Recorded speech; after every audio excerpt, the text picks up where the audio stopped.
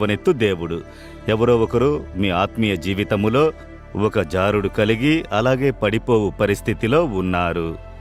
మీ బిజినెస్లో, సేవలో, మీ కుటుంబ కార్యములో ఏం చేయాలో తెలియక అంతే అని పడిపోవు పరిస్థితిలో ఉన్నారా?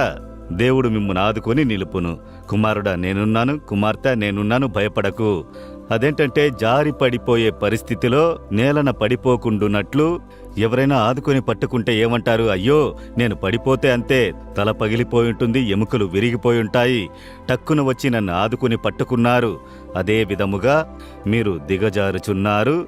మీ ప్రార్థనా జీవితములో, ఆత్మీయ జీవితంలో, విశ్వాస జీవితములో దేవుడు ఆదుకుని పట్టుకొనుచున్నారు. ఇప్పుడు మిమ్ములను మీతోనే మాట్లాడుచున్నాను. నా కుమారుడా, నా కుమార్తె, నేను నిన్ను ఆదుకుని పట్టుకునే దేవుడను.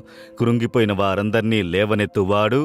ఒకవేళ నేను పడిపోయాను, అంతే, ఇక ముగిసింది, ఇక మీదట నేను ప్రార్థన చెయ్యలేను, దేవునిలోనికి